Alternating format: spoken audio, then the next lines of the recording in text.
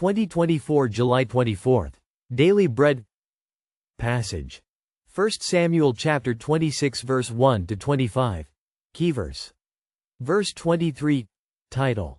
David spares Saul a second time. The Ziphites went to Saul at Gibeah and said, "Is not David hiding on the hill of Hakilah, which faces Jeshimon?" So Saul went down to the desert of Ziph, with his 3,000 select Israelite troops, to search there for David. Saul made his camp beside the road on the hill of Hakilah facing Jeshimon, but David stayed in the wilderness.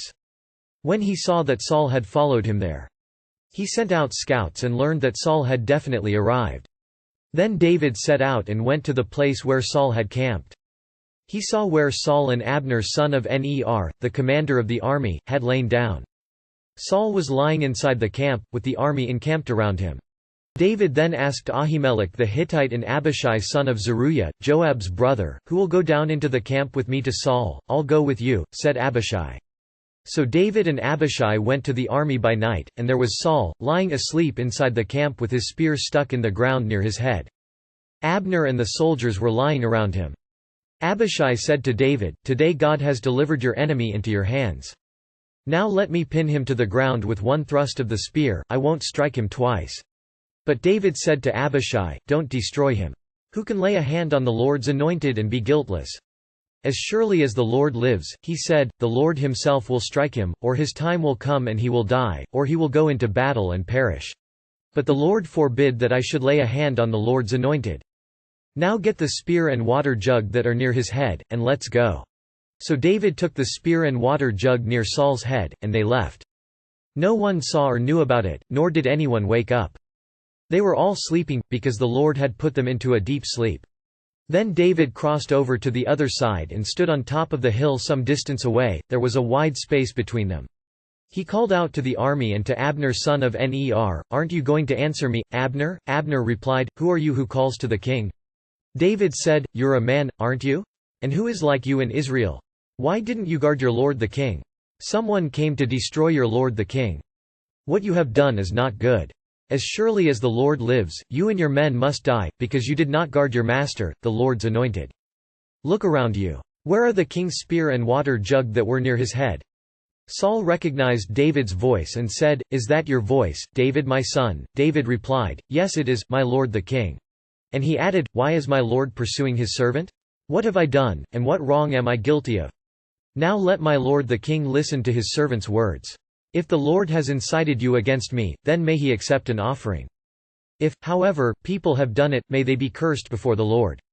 They have driven me today from my share in the Lord's inheritance and have said, 'Go, serve other gods.' Now do not let my blood fall to the ground far from the presence of the Lord. The king of Israel has come out to look for a flea, as one hunts a partridge in the mountains."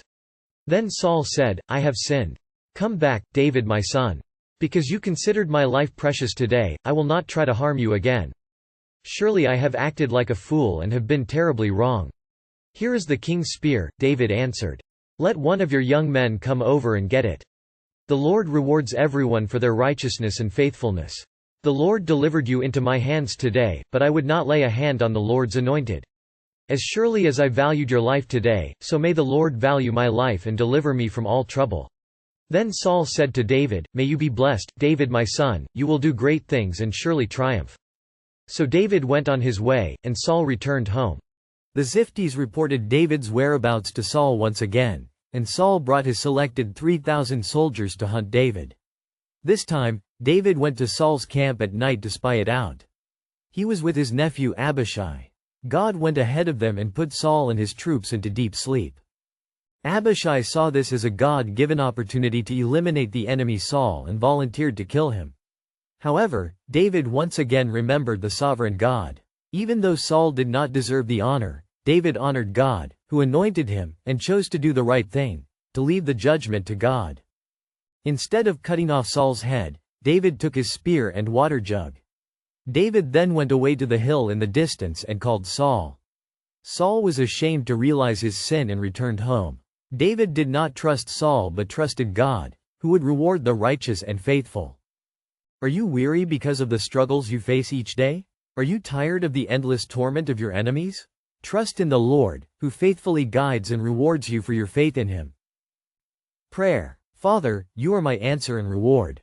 Help me to trust in your righteous judgment in your perfect timing and choose to do what is right even in my struggles. One word. The Lord rewards and delivers his servants.